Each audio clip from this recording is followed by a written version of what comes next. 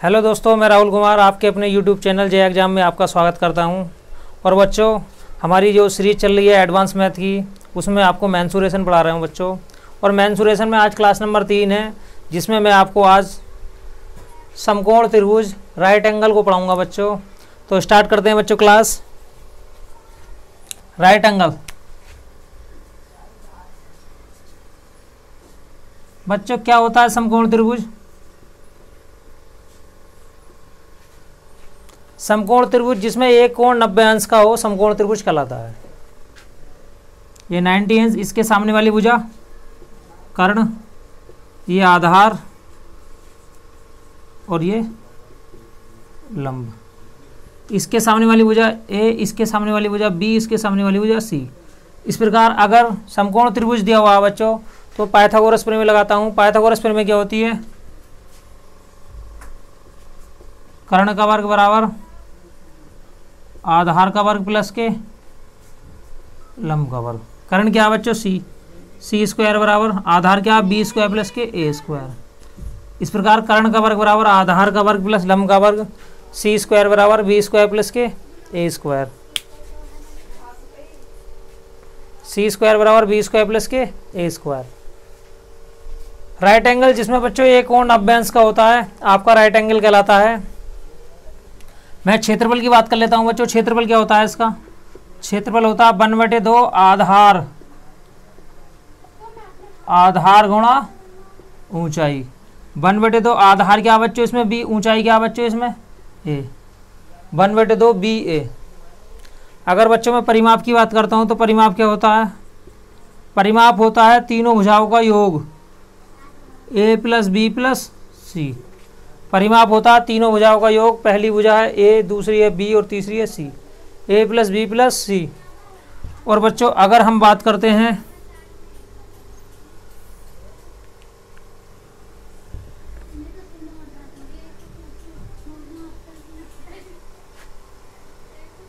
समकोण,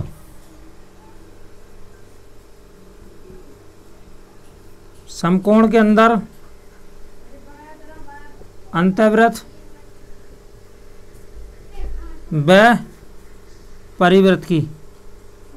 तो अंतःवृत्त क्या होता है बच्चों? परिवृत्त क्या होता है? ये मैं आपको पहले ही बता चुका हूं बच्चों। अंतःवृत्त बनता है बच्चों कोणों को अर्धक करने से। चित्र सही नहीं बना है, लेकिन बच्चों ये अंतःवृत्त होता है। और इसकी जो रेडियस है वो इसकी रेडियस है स्मॉल आर। यहाँ पर आर, स्मॉल आर का मान क्या होता है बच्चों? स्मॉल आर की वैल्यू होती है, लंब और आधार को जोड़ दो, ए प्लस बी माइनस के सी बटे 2। ए प्लस बी माइनस के सी बटे 2। अगर इसमें अंतःवृत्त बनाया जाए तो उसकी रेडियस आपकी इस प्रकार निकलेगी। आप क्या करोगे? लंब को और आधार को जोड़ दो बच्चों, और कर्ण घटा दो, और उसका आप आधा कर दो। ये क्या होता है बच्चों? ये होता है आपका अंतःवृत्त की रेडियस। ये क्या होती है बच्चों? अंतःवृत्त की रेडियस, अंतःवृत्त की त्रिज्या। अंतःवृत्त की जो त्रिज्या होती है वो स्मॉल आर होती है। और अब हम बात कर लेते हैं बच्चों परिवृत्त की त्रिज्या। तो परिवृत्त की जो त्रिज्या होती है आपकी बच्चों, परिवृत्त की जो त्रिज्या होती है वो क्या होती है? कर्ण का हाफ होती है। आर, कैपिटल आर का जो मान होता है वो कर्ण का हाफ होती है।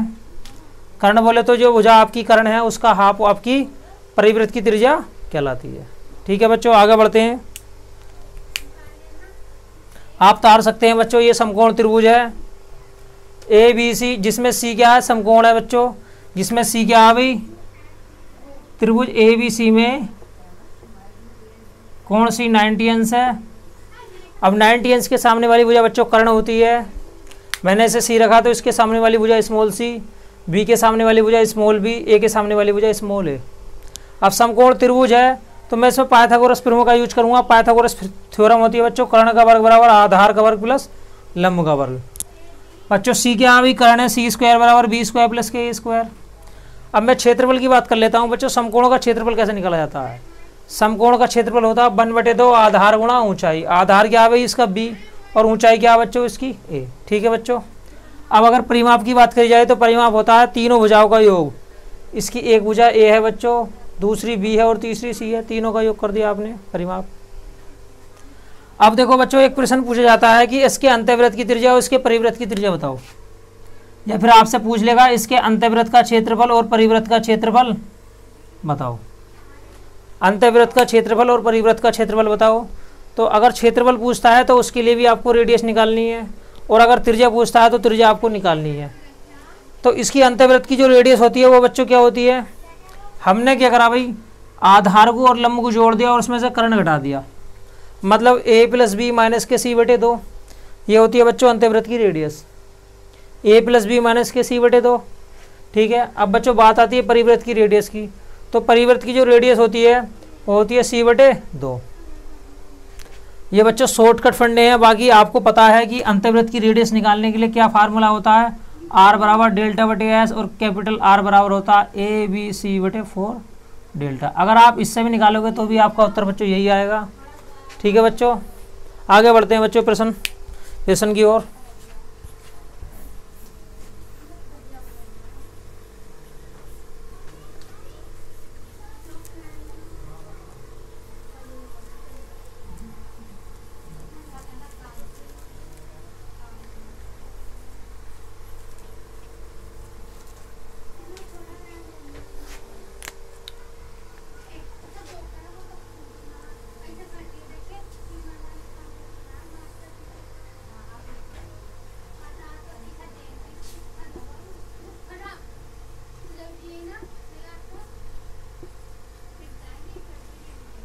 बच्चों चित्र में एबीसी क्या है, समकोण त्रिभुज है। एबीसी समकोण त्रिभुज है जिसमें सी क्या है भाई, इन फिगर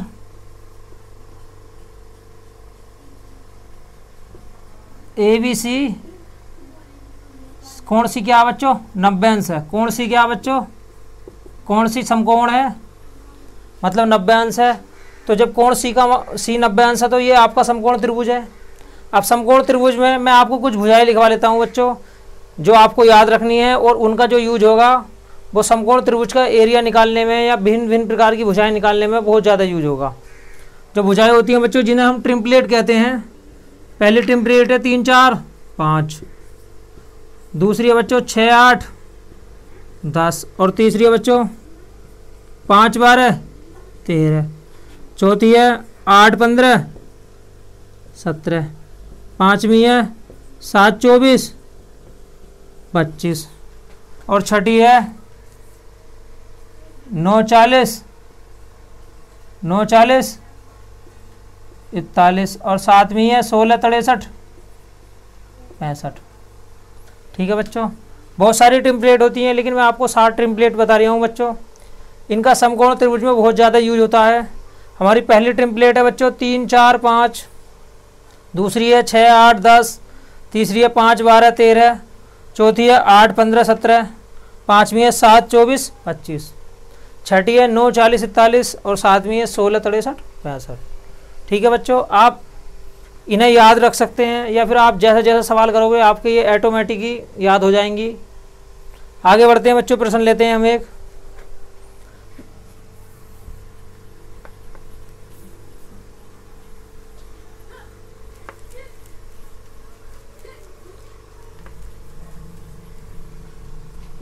प्रश्न नंबर 1, एक समकोण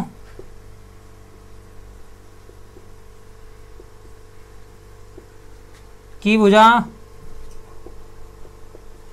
6 8 10 है, क्षेत्रफल बताओ। एक समकोण त्रिभुज है, उसकी भुजा बच्चों 6 8 10 है, आपको क्षेत्रफल बताना है। तो क्षेत्रफल बताने के लिए मैं आपको त्रिभुज बनाकर दिखा देता हूँ बच्चों। ये त्रिभुज है आपका, और इसकी भुजा है 6 8 10, इसे आपने ए बी सी मान लिया बच्चों।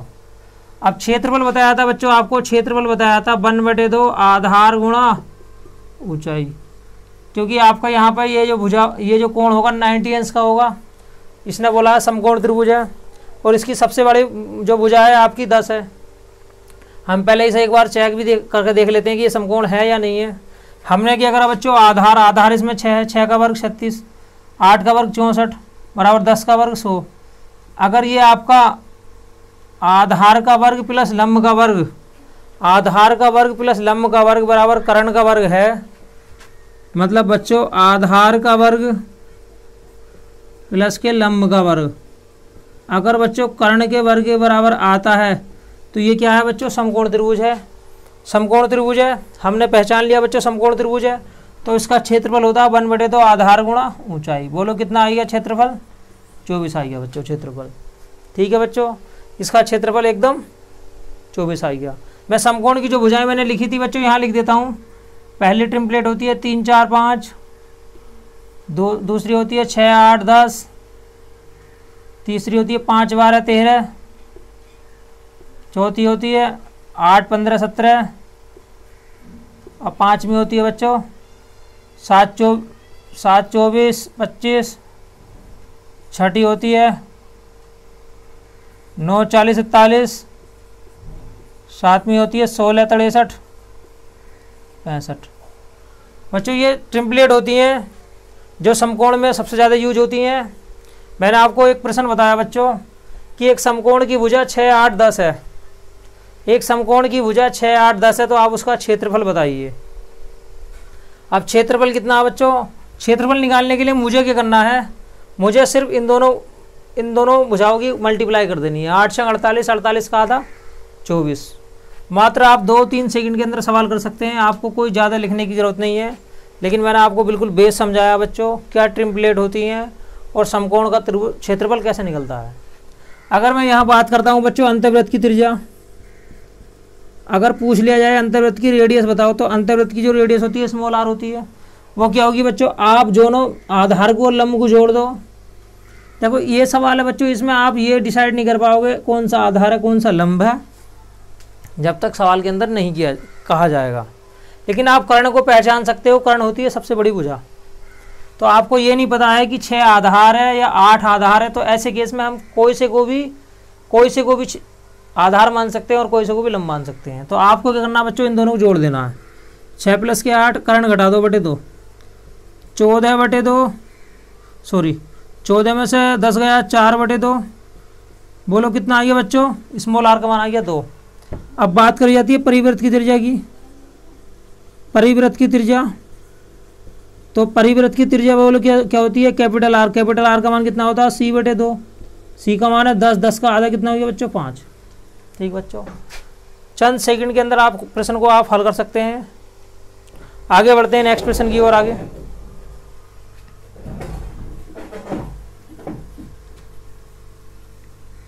क्वेश्चन नंबर 2 की ओर।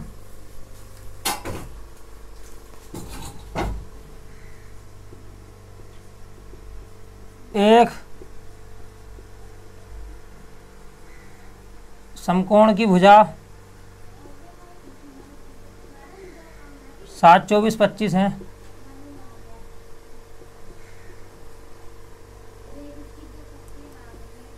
क्षेत्रफल बताओ बच्चों। समकोण की भुजाएं दी हुई है 7, 24, 25, तो आपको क्षेत्रफल बताना है बच्चों।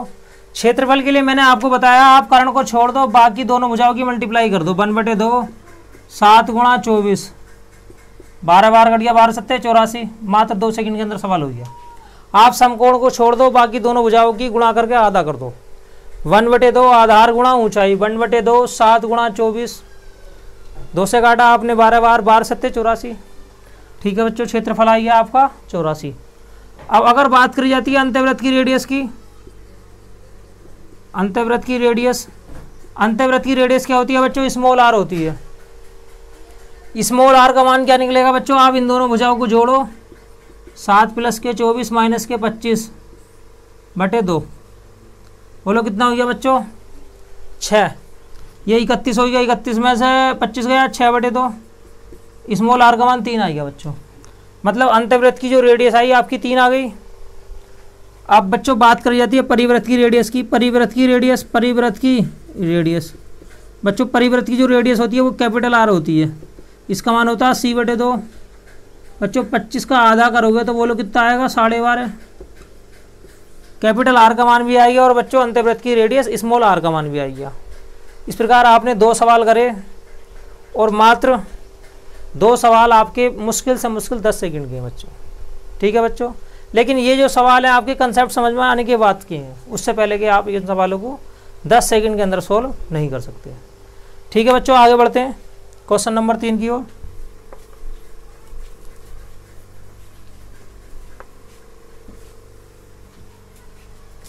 क्वेश्चन नंबर 3 है, एक समकोण की भुजाएं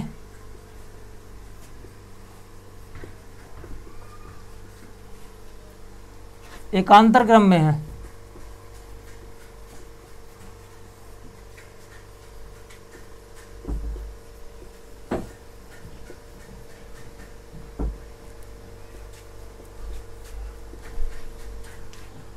एक प्रश्न दिया बच्चों, एक समांतर त्रिभुज की जो भुजाएं हैं, समकोण त्रिभुज की भुजाएं हैं बच्चों, समकोण त्रिभुज की जो भुजाएं एकांतर क्रम में है।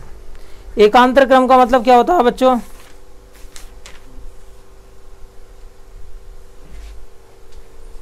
एकांतर क्रम का मतलब होता है बच्चों आपकी जो भुजाएं हैं वो लगातार हैं, एकदम। जैसे एकांतर क्रम का मतलब होता है बिल्कुल सीक्वेंस में, जैसे 1 के बाद 2 आ रहा है, 2 के बाद 3 आ रहा है, और 3 के बाद क्या आ रहा है बच्चों? 4 आ रहा है। उसी प्रकार से अगर आपको ये टेम्पलेट याद है तो आप आसानी से बता सकते हैं कि वो भुजा कौन कौन सी होंगी। बोलो बच्चों, इसमें मैंने आपको 7 टेम्पलेट बताई हैं, तो आप मुझे बताओ आपकी ऐसी कौन सी भुजाएं हैं जो एकांतर मतलब लगातार हैं, सीक्वेंस में है। बच्चों देखो 6, 8, 10 तो है नहीं, लेकिन 3, 4, 5 ऐसी भुजाएं हैं जो एकांतर है, बिल्कुल एकदम लगातार है। 3 के बाद 4 आ रहा है और 4 के बाद 5 आ रहा है। तो इसका मतलब इसने डायरेक्ट लिख के नहीं दिया कि एक समकोण त्रिभुज की भुजाएं 3, 4, 5 हैं, इसने दूसरी तरफ से दिया कि एक समकोण त्रिभुज की जो भुजाएं हैं 3 एकांतर क्रम में है। तो एकांतर क्रम में कौन कौन सी होती हैं? 3, 4, 5। अब क्षेत्रफल की बात करी जाए तो 1/2 आधार गुणा ऊंचाई। बताओ क्षेत्रफल कितना आ गया बच्चों? 6 आ गया। क्षेत्रफल कितना आ गया बच्चों? 1/2 आधार गुणा ऊंचाई। आधार क्या अभी बड़ी वाली भुजा छोड़ दो, बाकी आप दोनों की मल्टीप्लाई का आधा कर दो। आप बिल्कुल मुंहजबानी कर सकते हैं। देखो 4 × 12, 12 का आधा 6, ठीक है। अगर भुजा देता है 6, 8, 10, 10 को छोड़ दो, 8 × 48, 48 का आधा 24। मात्र 1-2 सेकेंड के अंदर सवाल आप सोल्व कर सकते हैं। ठीक है बच्चों, आगे बढ़ते हैं।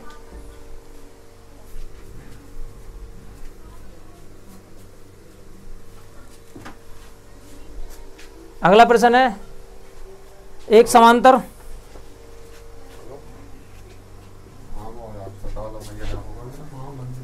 एक समकोण त्रिभुज, एक समकोण त्रिभुज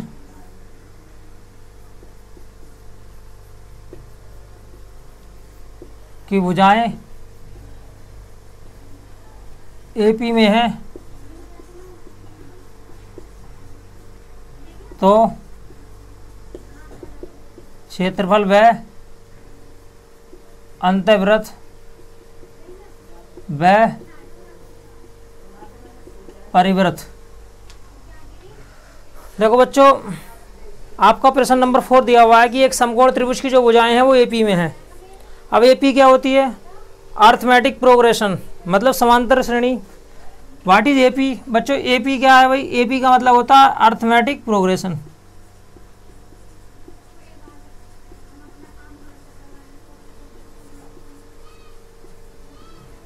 मतलब समांतर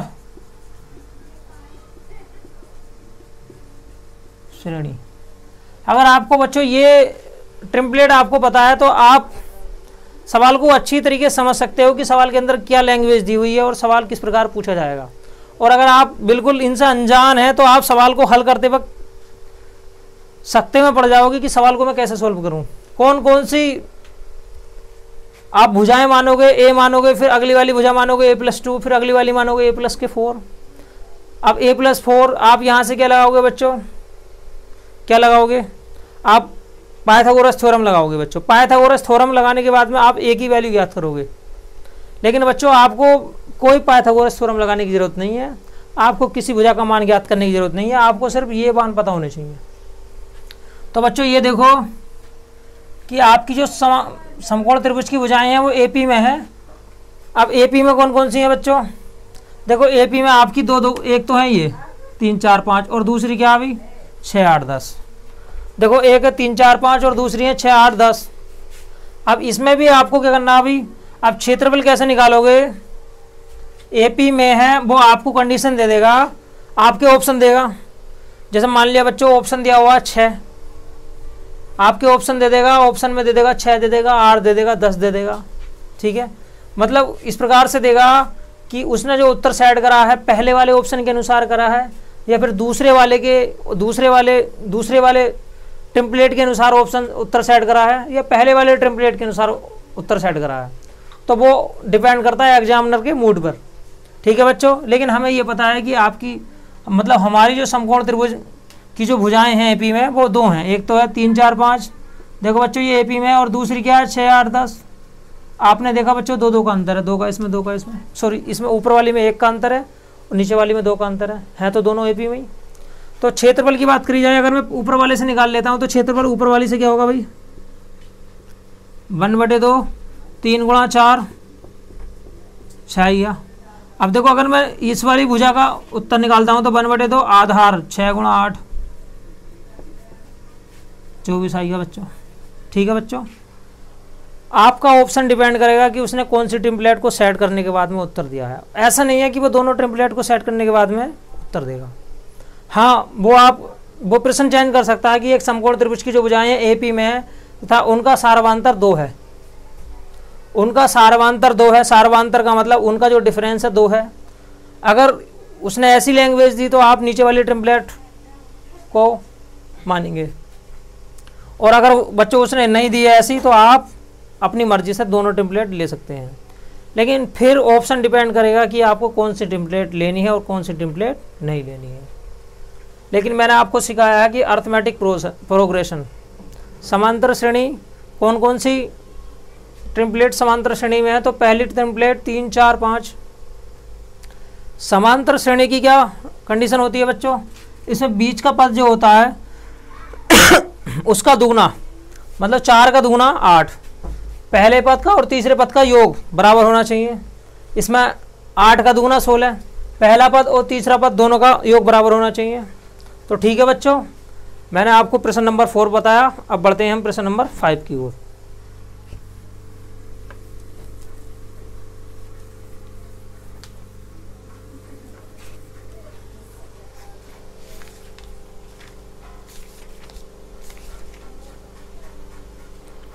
एक समकोण त्रिभुज का कर्ण 13 है,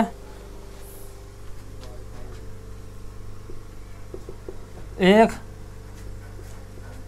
समकोण त्रिभुज का कर्ण 13 व एक भुजा 5 है,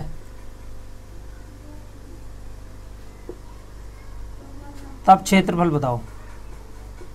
बच्चों समकोण त्रिभुज का जो कर्ण है, कर्ण क्या होता है, हाइपोटेन्यूस। कर्ण जो है वो 13 है और एक भुजा 5 है। तो आप देखो बच्चों कौन सी टेम्पलेट है, बच्चों ये वाली टेम्पलेट है, 5 12 13। देखो कर्ण ये है और एक भुजा क्या बच्चों 5। तो अगर इसके क्षेत्रफल की बात करी जाए तो मुझे पता है 5 12 13।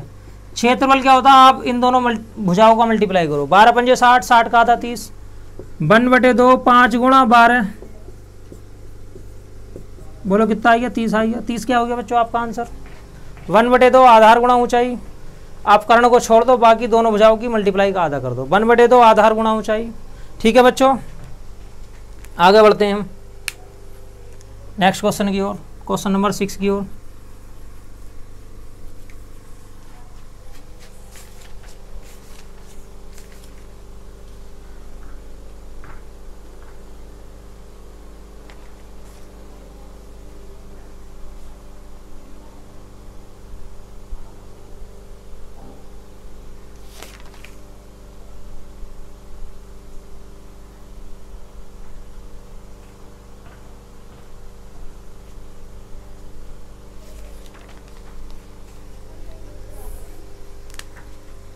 नेक्स्ट कंसेप्ट है बच्चों, अगर एक समकोण त्रिभुज है, आप इसे सीखिएगा। एक समकोण त्रिभुज है बच्चों, ये समकोण त्रिभुज है,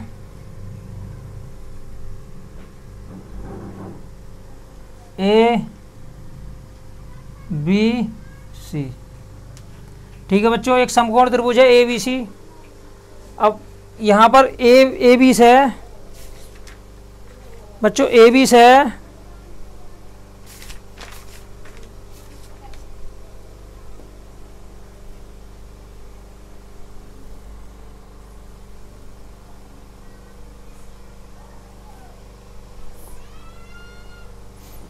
एक समकोण त्रिभुज है।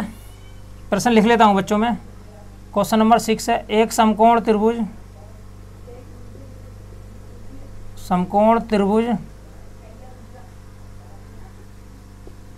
के शीर्ष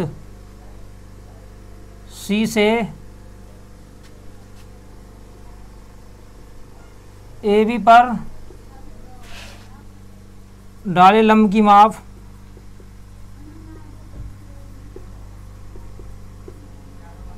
P है तथा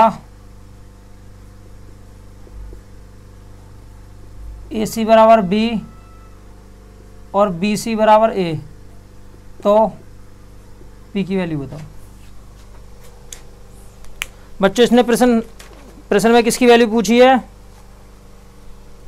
बोलो।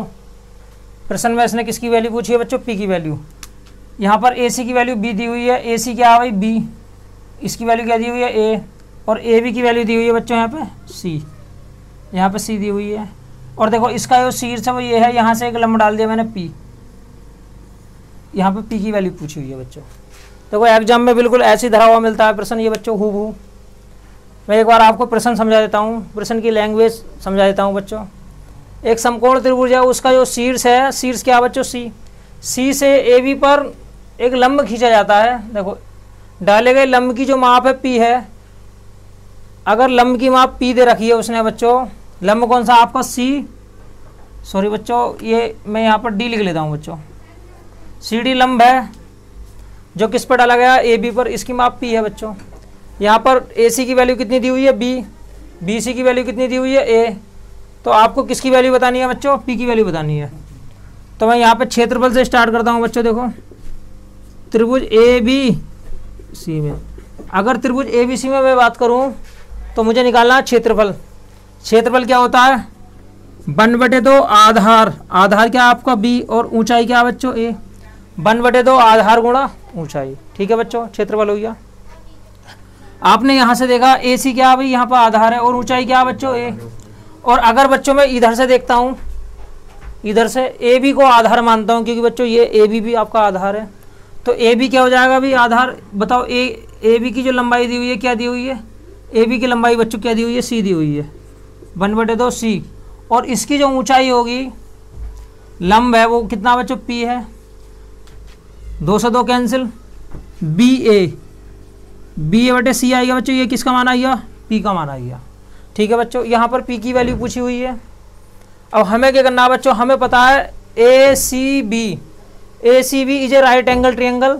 ABC क्या भाई, त्रिभुज ABC में कोण C क्या है, 90 अंश।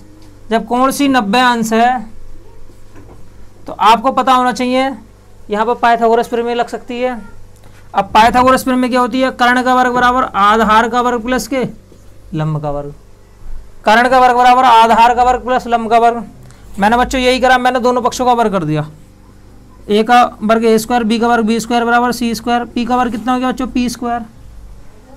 ठीक है बच्चों, मैंने दोनों पक्षों का वर्ग कर दिया, P² बराबर A² B² C²। अब आपको क्या करना है बच्चों, P² की वैल्यू निकालनी है, 1/P² की वैल्यू, P की वैल्यू निकालनी है। तो आप P की वैल्यू ये निकाल सकते हो, लेकिन ऑप्शन के अनुसार उसने ऑप्शन जो दिए हुए हैं वो 4 दिए हुए हैं, या फिर जो आपका ऑप्शन कहता है उसी के अनुसार आपको सवाल हल करना होता है। ठीक है बच्चों, हमारा सवाल इतना हो गया, ये बिल्कुल सही है, लेकिन मुझे क्या करना है, यहाँ पे C² की वैल्यू रख देनी है। अब अगर मैं इसका उल्टा कर देता हूँ तो 1/P² हो जाएगा, ये C² A² B² नीचे जाएगा, 1/P² ऐसी है बच्चों। अब बताओ C² की वैल्यू कितनी है, A² plus B² A² B²। ठीक है बच्चों, अब देखो इसे आगे हल कर लोगे, 1/P² A² B² plus B² A² B² से B² कैंसिल, A² से A² कैंसिल। इस प्रकार आपका जो 1/P² की वैल्यू आई है बच्चों, 1/P² की वैल्यू आएगी, जगह नहीं बची है बच्चों, ज़्यादा नीचे लिखूंगा तो कैमरे में दिखाई नहीं देगा। 1/p² की वैल्यू आई है 1/b² प्लस 1/a²। ठीक है बच्चों, आपका जो ऑप्शन दिया हुआ है, यहाँ 4 ऑप्शन दे दिए हुए, मैंने ऑप्शन नहीं लिखे थे, उसमें यही लिखा हुआ है। अगर आप इतना करते हैं बच्चों तो भी ठीक है, ये तो बिल्कुल है ठीक, और अगर आप बच्चों आप इतना भी कर देते हैं तो भी आपका सवाल बिल्कुल ठीक है। ठीक है बच्चों, लेकिन हमें सवाल कितना सोल्व करना है ये डिपेंड करता है आपका ऑप्शन। ठीक है बच्चों, देखो मैं एक बार सवाल को बहुत अच्छी तरीके से समझाता हूँ। देखो बच्चों, एक समकोण त्रिभुज था, उसके शीर्ष सी से, उसका जो शीर्ष सी है, ए बी पर एक लंब डाला गया, लंब की माप पी थी, लंब की माप पी थी, जिसमें उसने 3 भुजाएं थी, ए सी की वैल्यू बी दी हुई है, और बी सी की वैल्यू सी दी हुई है, और ए बी की वैल्यू सी दी हुई है। तो उसने पूछा पी की वैल्यू बताओ। तो मैंने क्या करा बच्चों, मैंने जो सिद्धांत लगाया है वो बता देता हूँ बच्चों आपको। यहाँ पर मैंने क्षेत्रफल निकाला इसका समकोण का। समकोण का क्षेत्रफल होता है 1/2 आधार, आधार क्या बी, और ऊंचाई 1/2 आधार गुणा ऊंचाई। अब देखो बच्चों, मैंने यहाँ से इसे आधार माना, यहाँ से क्षेत्रफल निकालता हूँ इस साइड से। अगर मेरा जो आधार है ए बी है, तो क्षेत्रफल होता है 1/2 आधार ए बी की वैल्यू सी है, गुणा ऊंचाई, क्योंकि ये बच्चों इसकी ऊंचाई है पी। अब देखो बच्चों 1/2 से 2 कैंसिल, बी a/c। अब मैंने क्या करा बच्चों, ये जो हमारा त्रिभुज है ये समकोण त्रिभुज है, और समकोण त्रिभुज में लगती है पाइथागोरस प्रमेय। पाइथागोरस प्रमेय क्या होती है बच्चों, c² मतलब कर्ण का स्क्वायर बराबर आधार का स्क्वायर प्लस लंब का स्क्वायर। मैंने बच्चों c² की वैल्यू लगा दी, c² की वैल्यू होती है, मैंने पहले क्या करा बच्चों, मैंने पहले इसका उल्टा कर दिया, इन्हें पलट लिया बच्चों, p² के नीचे बने बच्चों, मैंने इसका रेसिप्रोकल व्युत्क्रम कर दिया, ये हो जाएगा 1/p², c² ऊपर जाएगा, c²/a² प्लस a²b²। c² की वैल्यू होती है a² प्लस b²/a²b²। बच्चों मैंने क्या करा, अलग अलग करके लिख लिया, a²/a²b² प्लस b²/a²b²। कैंसिल बच्चों, उस प्रकार हमारा 1/p² की वैल्यू आएगी 1/a² प्लस 1/b²। ठीक है बच्चों, आगे बढ़ते हैं।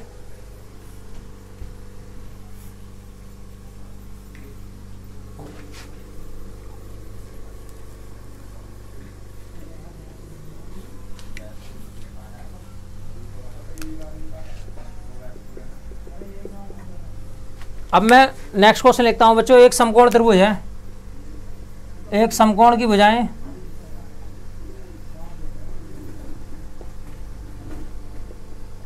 एक समकोण की भुजाएं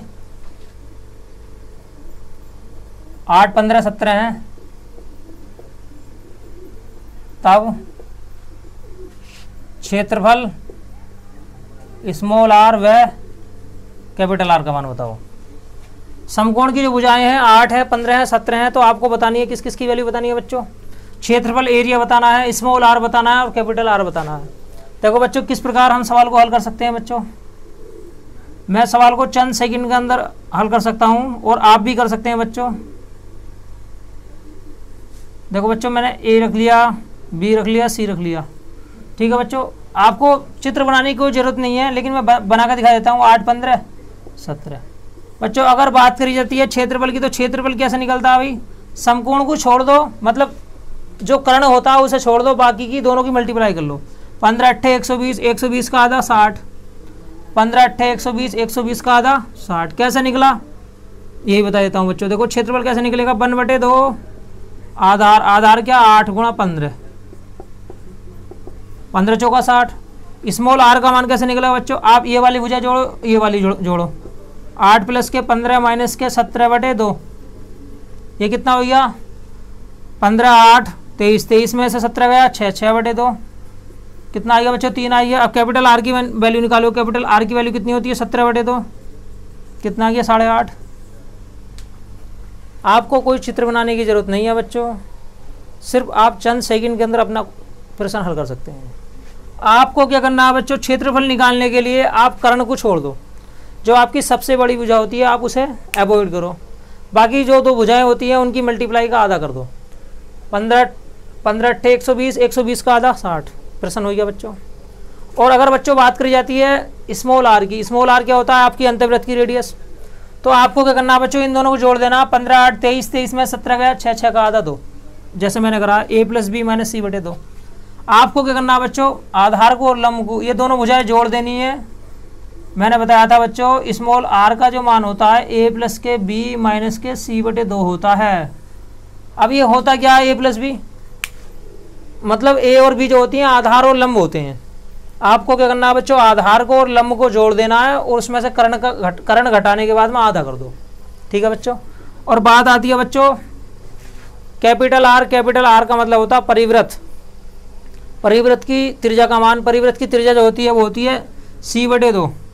c/2 परिवृत्त कैसा बनता है बच्चों, मैं आपको कल बताया था, परिवृत्त जो बनता है भुजाओं का अर्धक करने से बनता है।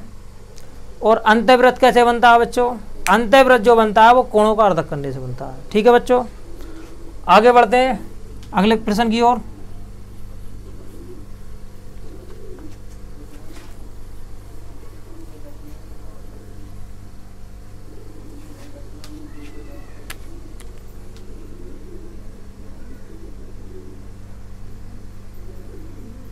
एक समकोण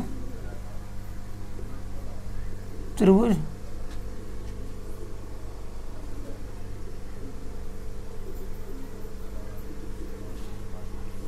एक त्रिभुज लिख लो बच्चों।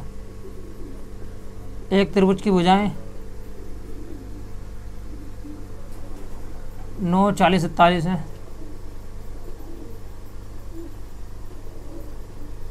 क्षेत्रफल बताओ, क्षेत्रफल बताओ। अब बच्चों देखो यहाँ पर उसने नाम नहीं लिया है, उसने डायरेक्ट बोल दिया है एक त्रिभुज की जो भुजाएं हैं 9, 40, 47 है। कितनी कितनी है बच्चों, 9, 40, 41। अब उसने देखो नाम नहीं लिया है कि ये राइट एंगल है, आइसोस्केल है या फिर कौन सा है। तो मुझे क्या करना है बच्चों, अगर मुझे ये टेम्पलेट पता है तो मैं आसानी से बता सकता हूँ ये त्रिभुज कौन सा है। बच्चों ये त्रिभुज आपका राइट एंगल ट्रायंगल है, क्योंकि मुझे पता है बच्चों, मैंने ऑलरेडी याद कर रखा है कि समकोण की जो टेम्पलेट होती है 9, 40, 47 उनमें एक होती है।